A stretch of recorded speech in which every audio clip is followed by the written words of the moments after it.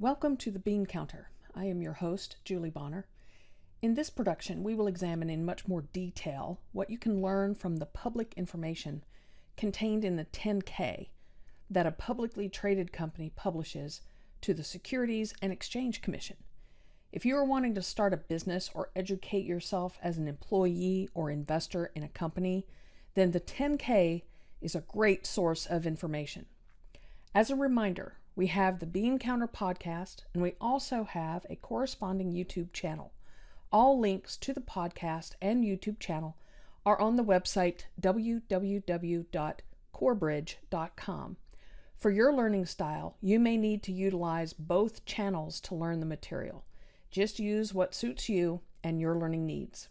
Also, if you have any questions about the material, you can email me at julie@corebridge.com. In a previous episode, we discussed where to find the 10-K and what high-level information you can find in this document. Today, we are going to go into much more detail with search terms that you can use to educate yourself on the products and services of the company, assessing any legal or market risks, and some other specific topics.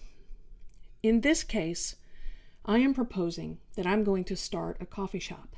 And thus, one 10-K I would want to review is the Starbucks 10-K as a source of information.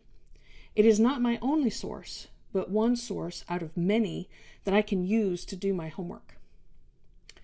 So what am I looking for? Well, for one thing, I may already be familiar with their products because I am a patron of their stores, or maybe I was a former employee of the company. But if I am not, I would search on terms like product or products. Using these search terms, I would find some things to help me. Not everything I find may be helpful, but I am training myself to learn what is important and what is not. All of the examples I am describing are from the Starbucks 10-K published in 2019. For instance, when I use product as a search term, I find under Item 1, Business General, that Starbucks sells a variety of coffee and tea products. Now, unless you go to a Starbucks store yourself, you may not know that this includes coffee drinks, food items, whole bean and ground coffee for home coffee makers, and merchandise like cups and other items. But if you go to any coffee shop, this would make intuitive sense to you. Since we are focusing on opening a coffee store as an entrepreneur, this is exactly what you want to clarify. You want to understand very well and in concrete terms that a coffee drink means that it includes coffee and other ingredients like different kinds of milk and other additives like sprinkles or whipped cream. This is critically important to know because when you start building a financial plan, you want to know the types of items that you would have to source or purchase in order to sell the appropriate products. Now, the 10-K may not have all of that detail, so being a consumer of the products you eventually want to sell, you will gain knowledge of all the specifics through a variety of information and experiential sources. Eventually, if you keep looking for this keyword of product, then you will eventually see under a section called Company-Operated Stores that part of the product offering is the unique Starbucks experience. Customer loyalty is the name of the game, and this section gives you some clues as to how Starbucks builds that part of their consumer base.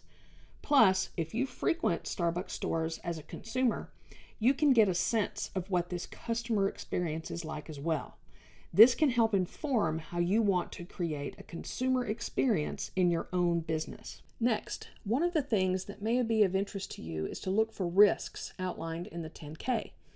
In the table of contents in the Starbucks 10-K for 2019, you see an entire section devoted to risks. If you go to that section, then you start to see various things that are on the minds of Starbucks leadership. One note is the very first risk factor that has to do with economic conditions turning sour in the United States and/or around the world. Starbucks mentions that they understand that consumers buy their products with discretionary funds, meaning if consumers feel their wallet is tightening, they very well may cut back on the Starbucks indulgence. However, Nowhere in that description of the risk does Starbucks tell you what they will do about that, what their strategies are, but opening your own coffee shop may cause you to think about and strategize around this very top risk factor to your business. All of the risks that Starbucks identifies could be risk factors that you too will want to have strategies and contingency plans for, like the safety of food products, cyber threats, and other issues as outlined in that section. If, for example, you need to obtain funding, reviewing this section of a company 10K of a business like the one you want to start can give you valuable information on what you may need to have contained in your business plan. Another search term you may want to try is the word store. By searching for that term, you can find that there are regular stores and licensed stores. Just on the surface, licensing may be something to think about as a future way of advancing your product offerings and expanding your business. You may not start off with that, but at least by using this document, you can start to see possible ways of expanding your business. Another interesting thing that you will find is that Starbucks looks for high traffic and high visibility areas to open stores. This gives you some insight into the logic the company goes through to find the right location for a coffee store. In fact, they like downtown and suburban retail centers, office buildings, university locations, and other places, just to name a few. That is extremely useful information. Another possible search term is to look for the word loyalty. One of the things you find here is that customers earn loyalty points, and it is tracked on a mobile device application and through an account on the web. Now, some coffee stores use punch cards, etc., and those are certainly low-cost ways of having loyalty programs. However, if you live near a university, you could hire an IT student, even perhaps for an internship, to build your company an application to track rewards. What is fun with Starbucks is if you are a customer of the company, is that they use their website and the application to do games that can earn really fabulous rewards like free coffee for life as a prize. Another search term to look for is the word supply. This can also find hits on the risk section of the document.